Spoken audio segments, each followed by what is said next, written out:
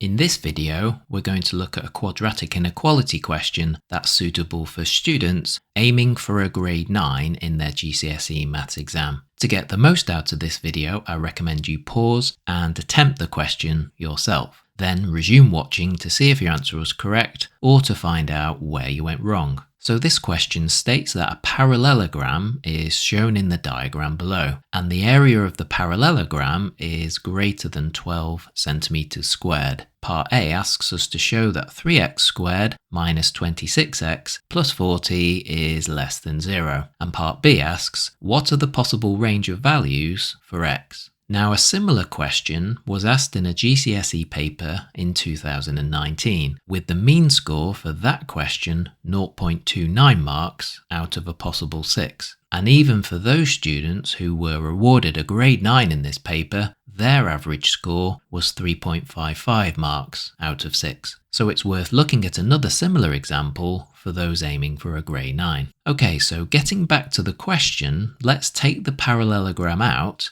and look at what information has been given. Well, one side of the parallelogram has a length of 8 minus x centimeters and another side 3x minus 2 centimeters. We also have an angle of 30 degrees. And they're telling us that the area of the parallelogram is greater than 12 centimeters squared. So this seems to be an invitation to set up an algebraic expression for the area of the parallelogram and then make this greater than 12 in the form of an inequality. Now, there are a couple of ways we can tackle this question. The first is to use the fact that the area of a parallelogram is equal to the length of the base multiplied by the perpendicular height. The second method is to use the formula for the area of a triangle, area is equal to half AB sine C, and then multiply this by 2, because the area of a parallelogram is double the area of a triangle. But let's use the first method using perpendicular height. So first, draw a right-angled triangle. Then label the perpendicular height as an unknown value, let's say y, and then use trigonometry to find this unknown length. And because we want the length of the opposite side,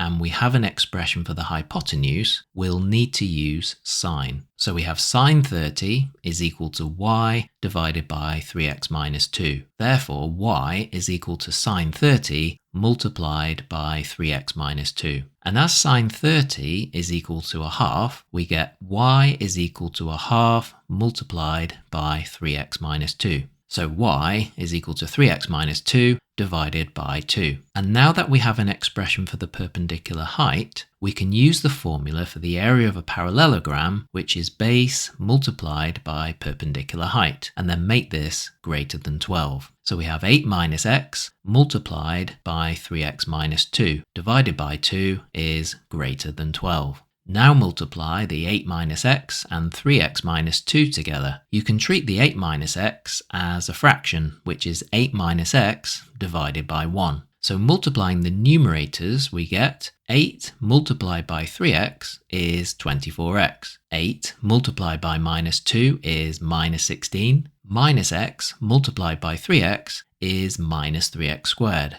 And minus x multiplied by minus 2 is 2x. And multiplying the denominators together gives 2. Next, collect the 24x and 2x together and then rearrange to give minus 3x squared plus 26x minus 16 divided by 2 is greater than 12. Now multiply both sides of the inequality by 2 to remove the fraction on the left-hand side. So we get minus 3x squared plus 26x minus 16 is greater than 24. And now we want to make the coefficient of the x squared term positive. And so multiply both sides of the inequality by minus 1. But remember, if you multiply an inequality by a negative number, you'll have to reverse the inequality sign. So we now get 3x squared minus 26x plus 16 is less than minus 24. Now move the minus 24 to the left-hand side by adding 24 to both sides. This gives 3x squared minus 26x plus 40 is less than 0. And so this answers part A. For part B, we're asked to find the possible range of values for x. This means we need to find the values of x for which the graph of y equals 3x squared minus 26x plus 40 is less than 0. And the way to do this is to first find the critical values of x that make this function equal to 0, either by factorizing, if it will, or by using the quadratic formula. Let's use the quadratic formula. So we have 3x squared minus 26x plus 40 is equal to 0.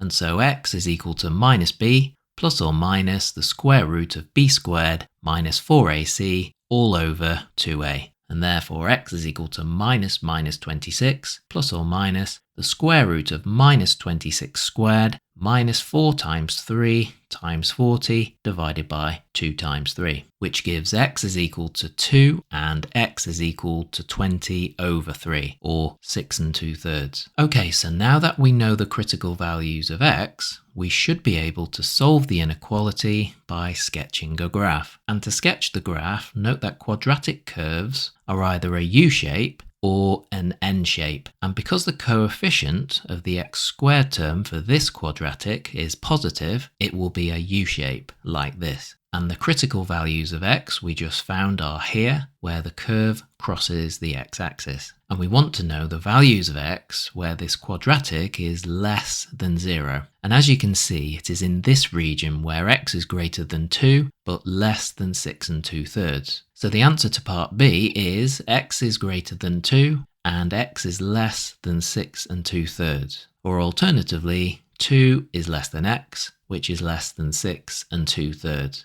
Okay, so that's how you answer a quadratic inequality question that's suitable for those students aiming for a grade 9. If you found this video useful, please like it and subscribe to my channel where you'll find more videos for GCSE Maths. Thanks for watching.